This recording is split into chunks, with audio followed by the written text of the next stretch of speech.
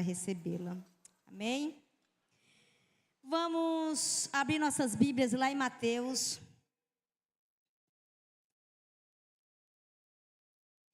O tema dessa mensagem é lidando com os pensamentos. Alguém pode dizer assim, irmã Carminha, você só prega sobre emoções, sentimentos, família. Porque, irmãos, como eu já disse e vou repetir, gosto de pregar o que eu vivo. Que eu já vivi, o que estou vivendo. E essa mensagem, antes de chegar aos corações de vocês, primeiramente foi ministrada no meu, porque pensa no ser que está precisando. Então, eu preparando a mensagem, o Espírito Santo falando com a minha pessoa. Louvado seja o nome de Jesus. Jesus está no Getsêmani e ele está prestes a ser preso para ser levado para morrer por mim e por você.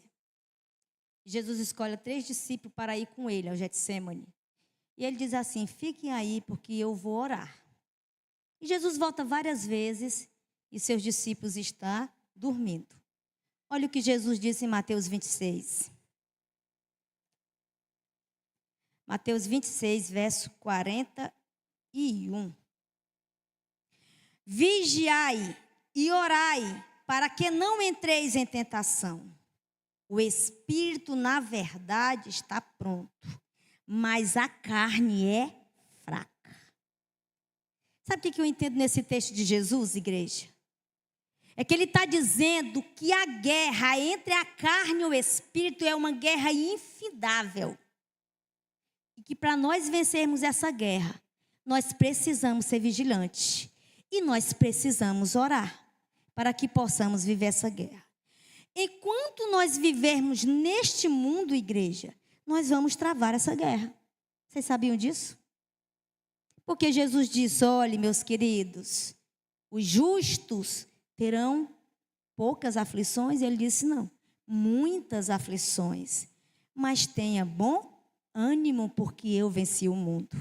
Então, enquanto vivermos aqui, igreja, vamos ter essa guerra travada. Eu costumo dizer que um cristão é um soldado que precisa estar sempre uniformizado. Porque um soldado só é respeitado quando ele está dentro de um uniforme. Se ele estiver paisando, ele não tem autoridade nenhuma. Então, nós cristãos precisamos estar uniformizados com o poder do Espírito Santo sobre as nossas vidas, para que possamos vencer as guerras, amém? E eu escolhi 3 pensamentos que assolam as nossas mentes, e que eu tenho percebido, não só observado com algumas pessoas, mas para com a minha pessoa mesmo. E o primeiro pensamento que eu separei aqui, está lá em Lucas 10.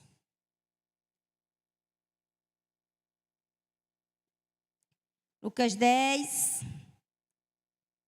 verso 40. Jesus chega numa casa lá em Betânia. E nessa casa tinha 2 mulheres, 2 irmãs, Marta e Maria. Jesus chega nesta casa e ele encontra uma mulher agitada. Diz assim, Marta agitava-se de um lado para outro, ocupada em muito serviço. Então se aproximou de Jesus e disse, Senhor, não te importa que minha irmã tenha deixado que eu fique a servir sozinha? Ordena-lhe, pois, que venha ajudar-me. Respondeu-lhe o Senhor, Marta, Marta, andas inquieta e te preocupas com muitas coisas.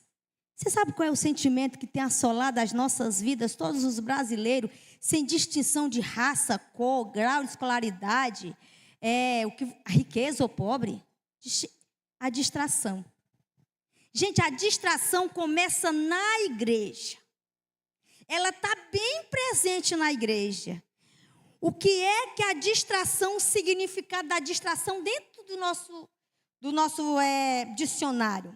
Erro, engano, equívoco, falta de concentração e desatenção. Tudo isso a distração causa na mente de um ser humano. E na igreja, querida, é assim. Nós nos distraímos com pensamentos. Estou mentindo? Ou é só comigo? Quantas vezes eu venho para adorar a Deus, igreja, e o pensamento lá do tempo do Bumba aparece nas nossas mentes, sabe para quê? Para roubar a tua adoração. Aí nós nos distraímos com pensamento, com alguém que se levanta, nós nos distraímos preocupado com o amanhã, que não sabe nem se vai chegar. Nós nos preocupamos, nos distraímos com o celular dentro da igreja, nos distraímos com o choro de uma criança. E também nos distraímos, de que forma? Através de uma busca desfreadamente pelas coisas dessa vida. Tudo isso são distrações que vêm para roubar o que nós temos na nossa mente. Quando Jesus disse, Marta, Marta, ele chamou o nome 2 vezes de Marta. Ele quis atrair a atenção dela. Ele está dizendo, Marta, minha filha, te aquieta. Tu está muito inquieta. Tu está muito distraída pelas coisas dessa vida. Queridos, e a inquietude da Marta não era só pelo fato de Jesus estar na sua casa para se paquetear, não, gente.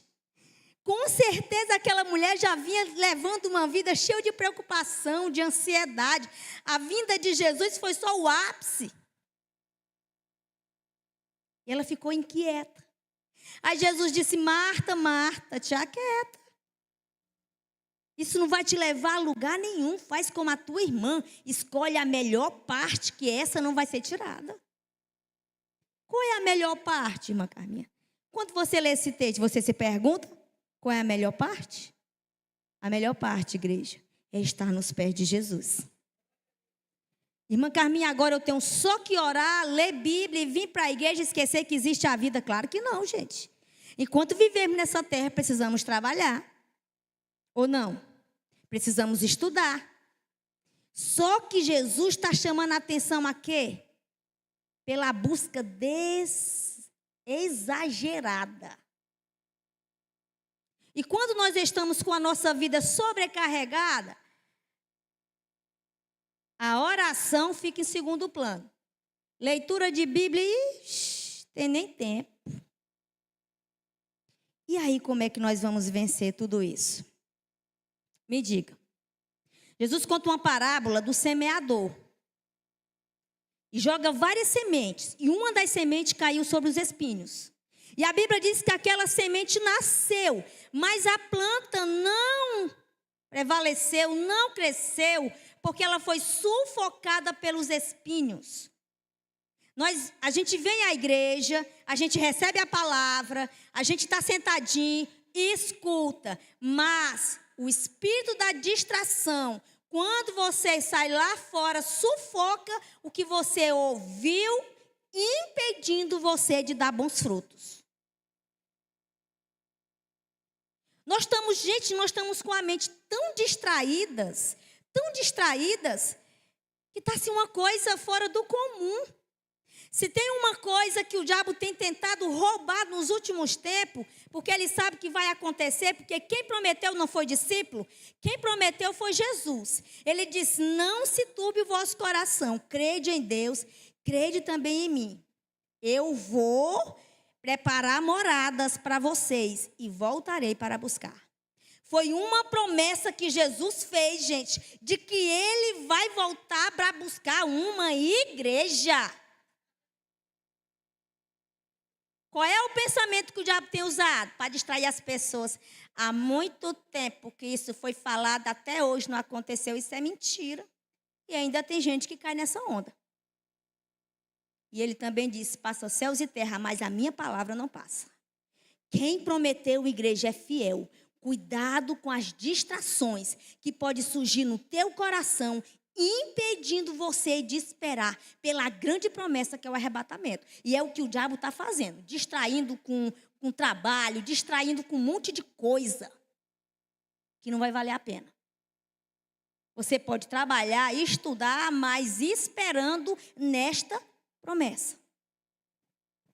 Então, cuidado com esse espírito da distração. O que vai acontecer, irmão? Tudo isso vai nos roubar a oportunidade de estar nos pés de Jesus. Você sabia que eu já fui uma Marta? E ainda hoje ela quer se manifestar. Eu digo, epa, para bem por aí assim. Eu fui uma Marta. Gente, eu tinha, sabe o quê? O grau da limpeza era assim, terrível. E quando eu morava em Parnaíba, há 10 anos atrás, eu tinha um costume de limpar a casa toda segunda-feira. Ali eu limpava tudo, até hoje eu faço isso. Porque para mim, se eu limpar tudo na segunda, eu tenho uma semana aí para me fazer outras coisas. Eu limpava aquela casa todinha, limpava, aí 5 horas da tarde eu ia para minha mãe. Lá a gente ficava, conversava, jantava, lá para as 9 horas eu voltava para casa. E quando eu chegava em casa, eu não estou mentindo para vocês, que se tem uma coisa que eu gosto de dizer, é o que eu já fui, e mostrar o que eu sou pela graça do Espírito Santo.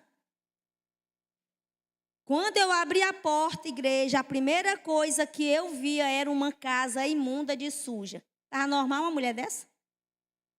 Como é que eu terminei de limpar uma casa e saí, casa toda forrada, fui para minha mãe e quando eu chego estava suja nos meus olhos. Aí eu dizia assim para o Adriano, meu filho, você não entra nesse quarto aí hoje não, tá? Só quando eu limpar ele de novo. O Adriano disse, sangue de Jesus tem poder. E tu não limpou este quarto antes de tu sair. Não, mas ele está todo sujo. Isso era uma doença, igreja. Distúrbio emocional que traz pelas distrações. Fui me deitar, o Espírito Santo disse, levante. Eu digo, vá orar. Eu digo, orar, eu estou morta de cansada, Senhor. Você não viu não que eu trabalhei, vim igual a Marta, que eu trabalhei o dia todo dia hoje. Já trabalhei hoje de noite. Deus disse, levante e vá orar. Foi forte, igreja, quer dizer quem é crente. Quando eu me ajoelhei, Deus disse assim, você está doente. E a sua doença não é física, a sua doença é emocional. Hoje, dentro da psicologia se chama toque. Essa mania bem de limpeza. E o Espírito Santo disse, gente, titim por titim, como é que eu deveria fazer? Sabe o que foi que eu fiz? Eu deixei de ser Marta e fui ser Maria. Está aí meu marido de prova que eu não estou mentindo. Eu virei uma mulher cebosa? Claro que não. Continuo limpando minha casa, mas primeiro eu sento aos pés do meu mestre, para depois eu ir trabalhar. E o Espírito Santo disse titim por titim. Eu disse, é? Pois hoje, gente, quando nós chegamos de viagem, pode ser de 10 dias, 15, está ele de prova viva. Eu só faço dar uma sacudida na coxa e me deito. Porque se Jesus não transformar a minha e a sua mente, ninguém mais é capaz de transformar. E como é que isso é possível, irmã Carminha, quando você se rende aos seus pés, igual Maria? O outro sentimento está lá em Lucas 11. Lucas não, João. João, capítulo 11, verso 23. Por incrível que pareça, igreja, é a história com a mesma personagem chamada Marta. Jesus está tendo um diálogo com Marta, por quê? O seu irmão Lázaro veio a óbito. E Marta e Maria mandam um recado para Jesus vir às pressas para orar para que ele não morresse. Só que Jesus atrasou 2 dias. Ele atrasou, irmã Carminha? Deus atrasa? Jesus atrasa? Claro que não. Jesus fez de propósito para que a sua glória fosse manifestada. Louvado seja o nome de Jesus. Então ele está dialogando com a Marta. 11.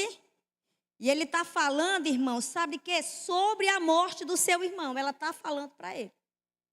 Da morte do seu irmão. Lucas 11, 23. João 11, 23. Eu estou precisando de óculos.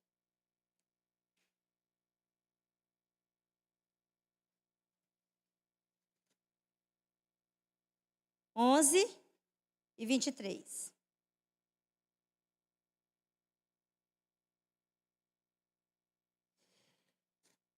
Muitos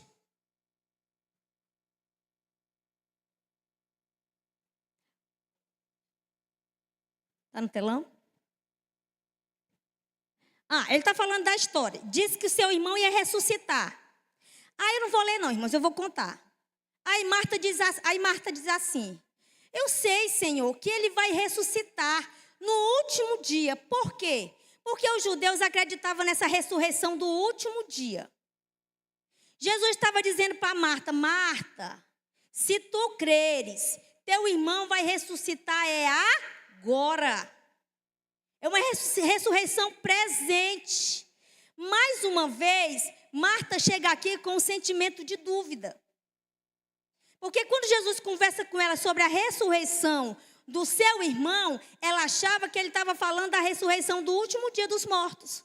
Ela não estava acreditando que era a ressurreição presente, que ele ia ressuscitar seu irmão. Aí ele vai e diz: crês tu? Ele faz essa pergunta. Crês tu? Ele está dizendo: tu acredita que teu irmão é capaz de ressuscitar agora? E depois ela sai dizendo: sim, Senhor, eu acredito, porque eu sei que tu és o Messias prometido. E Jesus disse: eu sou a ressurreição e a vida, Marta. Quem crê em mim, mesmo que esteja morto, viverá. Marta só vai acreditar realmente que Jesus estava falando da ressurreição presente de Lázaro quando ele começa a dizer: eu sou a ressurreição e a vida, Marta. Eu sou a ressurreição. E aí ela começa a acreditar que ele realmente era o Messias de Deus prometido. A dúvida, irmãos, ela é terrível. E o que é que causa a dúvida? Más notícias, circunstâncias, palavras contrárias e pessimismo. Você tem um projeto nas mãos de Deus, você acredita em algo que Deus vai fazer por você. Mas de repente, você olha as circunstâncias que está dizendo ao contrário, a primeira coisa que você faz é o quê? É querer duvidar. Mas será que Deus falou comigo? Será que isso vai acontecer? Gente, o se, dentro da gramática, é uma condição de dúvida. É uma condição de dúvidas. Nós não podemos impedir a dúvida chegar ao nosso coração, nós não podemos. Mas nós podemos impedi-la de morar, sim ou não? Porque se essa dúvida não for tratada, o que é que vai acontecer? Vai gerar a incredulidade. E aí, meu irmão, quando a incredulidade chegar, o negócio fica feio. Irmã Carminha, eu sou tentado por quem? Pelos meus pensamentos. Eu sou tentado pelo meu adversário. Lembra de Jesus? Jesus estava lá no deserto, Mateus 4, jejuando e orando. Ele não estava lá passeando no deserto, não. Ele estava em consagração com o Pai. E o que é que o diabo chega para ele e diz assim: se tu és filho de Deus, olha o se de condição, de dúvida. Se tu és o filho de Deus, transforma essas pedras em pães e come. E Jesus venceu o diabo com o que, irmão? Com a palavra. Ele disse: nem só de pão viverá o homem, mas de toda palavra que sai da boca de Deus. Você sabe como é que você vai vencer a sua dúvida? É dizendo para o seu adversário, dentro da palavra de Deus, quem é o seu Deus.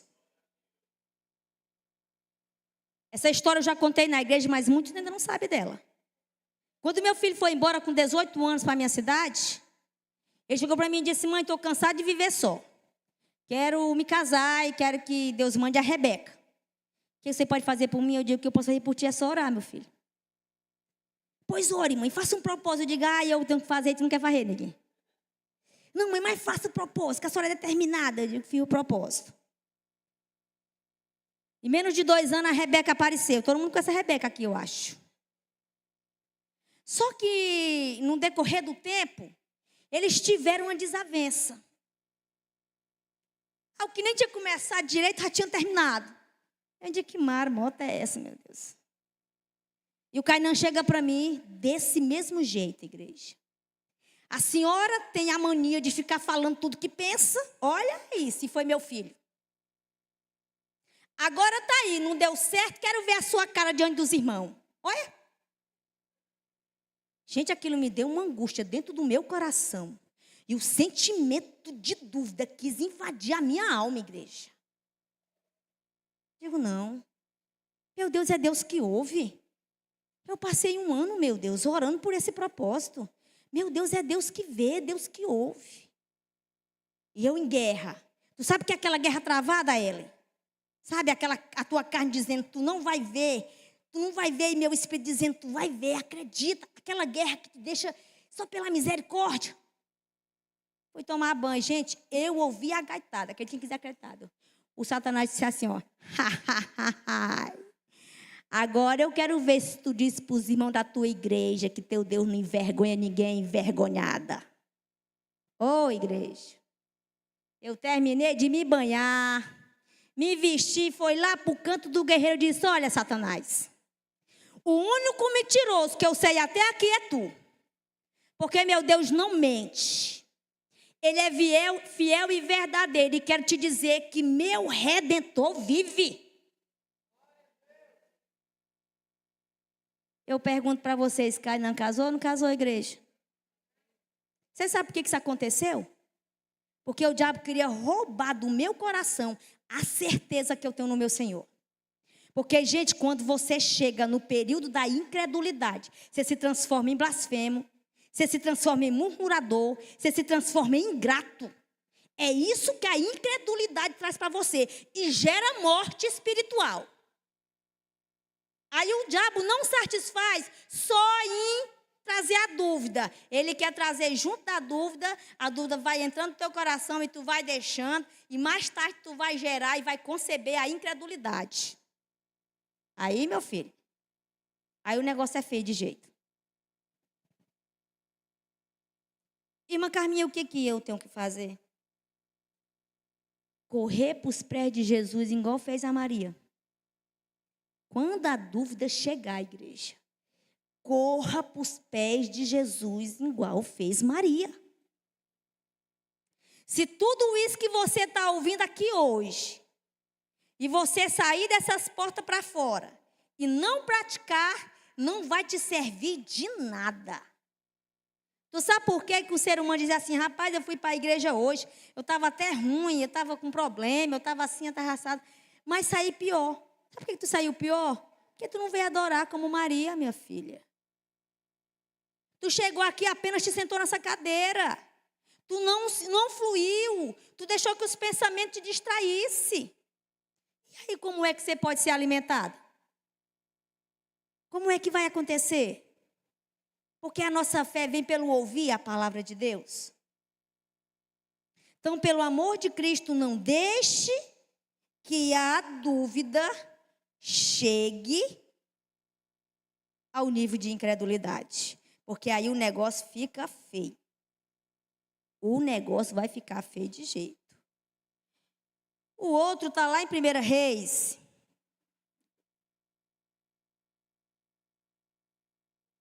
O terceiro sentimento. Pensamento. Todo mundo conhece a história de Elias.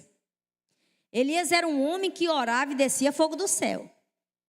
Elias era um homem que orava para chover e não chovia. Elias era um homem que orava para chover e chovia. Elias ia lá onde estava o rei Acabe e dizia assim, assim, assado. Elias era um homem corajoso, mas de repente, Elias se encontra dentro de uma caverna. O sentimento que eu separei aqui é o desânimo. Para mim, este é o pior de todos. Conta-se a história de um homem que estava no mercado vendendo várias ferramentas, uma parábola. E ele já tinha vendido todas. E esse homem simbolizava o nosso adversário. E ele ficou com uma ferramenta. E perguntaram para ele, por que você não vende essa outra? Ele disse, não, essa eu não posso vender. Porque com essa ferramenta, eu mato e derrubo muitos cristãos. E o homem disse: que ferramenta tão poderosa é essa? Ele disse: o desânimo. Gente, o desânimo é a pior nível que o ser humano pode chegar. E o que é que causa o desânimo? Frustração, decepção, medo. Quem aqui nunca sofreu uma frustração, gente? Levanta a mão se for corajoso. Exceto as crianças. Eu acho que até as crianças nesse mundo já sofreu. Quem nunca aqui sofreu uma decepção de tu apostar em alguém e aquele alguém lá te decepcionar? Quem nunca aqui sentiu medo, levante a mão, corajoso aí. Pois esse homem forte foi frustrado. Por que que Elias foi frustrado? Porque Elias começou a tirar a sua visão de Deus e começou a colocar uns problemas. O que foi que aconteceu? Ele começou a ver a matança dos profetas, Israel deixando de adorar a Deus, desmanchando os altares de Deus para adorar e erguer altares a Baal. Aí o cara se frustrou, igreja. É a mesma coisa de um pastor que vem aqui, pastoreia vocês, ensina e prega, e mais tarde vê vocês lá na fora fazendo o que não deve. Ele deve pensar assim: meu Deus, será que o que eu estou pregando é em vão? Foi o que Elias pensou. Será que o que eu estou ensinando sobre o Deus de Israel, o Deus vivo, é em vão, porque o povo está se dobrando a Baal? E aí Elias... E o desânimo, irmã, a primeira coisa que ele rouba do ser humano é a motivação de viver. É ou não é? Eu não estou falando daquele desânimozinho ali momentâneo, não. Estou falando do desânimo quase crônico. Ele tira a motivação de viver. Aí aqui no capítulo 4, ele diz assim: eu quero mesmo é que o Senhor me mate. O cara estava tão decepcionado, tão frustrado. E aí ele começa a dizer: já mataram os seus profetas tudinho. E quando a gente está desanimado, ou quando a gente está num leito da depressão, da ansiedade, a gente começa a argumentar. Já mataram os profetas tudinho, só sobrou eu para contar a história. Em outra história, dizer: daqui uns dias sou eu que vou morrer. O desânimo roubou de Elias a motivação de viver, igreja. E quando nós perdemos a motivação de viver, o caso é sério. É ou não é? Muito sério. Você não tem ânimo para trabalhar. Você não tem ânimo para sonhar. Você não tem ânimo para cuidar de sua família. Você não tem ânimo para cuidar do seu lar.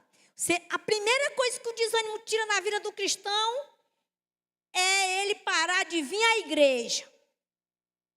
Olha, mas parece que é bem aí que o adversário chega para desmotivar. Tu vai fazer o que na igreja? Tu tá assim, tu tá assado. Deixa para tu ir amanhã. Deixa para tu ir depois. E aí mais na frente, Elias se encontra dentro de uma caverna. Aí Deus chega para ele e diz: o que tu está fazendo aí? Que tu não está aí trabalhando no meu reino. O desânimo também nos leva a isolamento. Isolamento não é lugar de ficar só. Se você sente isolamento, se sente desânimo a ponto de se isolar, eu quero dizer, em nome de Jesus, sai da caverna. Sai da caverna e vai atrás de algo que pode ser frutífero para você. É como dizer assim: Elias, tu está fazendo o que aí, Elias? Que era para tu estar fazendo a minha obra. Aí ele começa de novo a dizer para Deus: é porque mataram os profetas, o povo de Israel se dobra a Baal. Aí começa a dizer toda a mesma ladainha que Deus já sabe. Sabe aquela ladainha que a gente fala para Deus quando está nas aflições? Conta a ladainha todo dia para Deus. Aí no capítulo 18, Deus chega para Elias e anima ele e diz assim: também conservei em Israel 7.000, todos os joelhos que não se dobraram a Baal, e toda a boca que não o beijou. Jesus está dizendo: Elias, Deus está dizendo: Elias, se levanta, porque ainda tem gente que me adora, Elias. Ainda tem gente que não se prostrou a Baal. Se levanta, Deus estava animando Elias para retomar a caminhada. Quantos de nós nos sentimos assim como Elias? Acho que eu não sirvo mais para nada, não. Melhor mesmo era morrer. Pior que esses que querem morrer, não morre. É arrebatado. Porque Elias foi transladado. Nem morreu. Parece que os que querem morrer custam. E os que não querem morrer é que morrem. Se você quer ser vencedor, diante de todos esses desafios, faça o que Jesus disse lá em Mateus. Vigiai e orai para que você não caia em tentação. Eu quero dizer que a distração, ela vem para todos nós. Vixe, estou pregando o que eu vivo, gente. O desânimo vem para todos nós. E a dúvida vem para todos nós.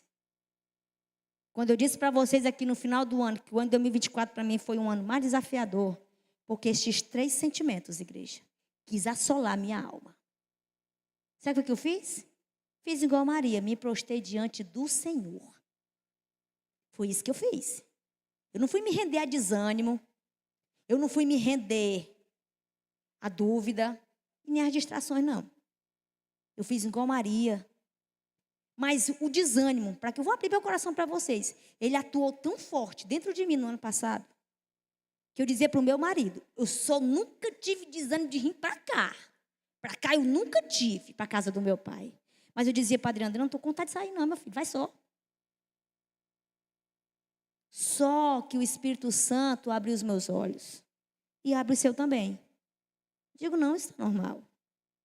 E eu comecei a me levantar, irmãos, e começar a ir mesmo sem querer. Porque é assim que a gente vence, é encarando a realidade. É encarando o problema, não é se isolando numa caverna, não. Você não vai vencer problema se escondendo dentro de uma caverna. Você vai resolver o seu problema nos pés de Jesus, como Maria fez. Porque quando nós estamos desanimados, a gente só consegue ver o problema, sim ou não? A gente não consegue ver a resolução, gente. A resolução está perto, a gente não consegue ver. Parece que os nossos olhos ficam travados e só vê o problema. E aí eu corri para os braços do meu pai. Foi fácil? Foi não? De jeito nenhum. Você venceu, irmã Carminha? Estou vencendo. Porque a caminhada do crente é assim. É de caminhada em caminhada, de glória em glória, nós venceremos. Você não pode se entregar ao desânimo.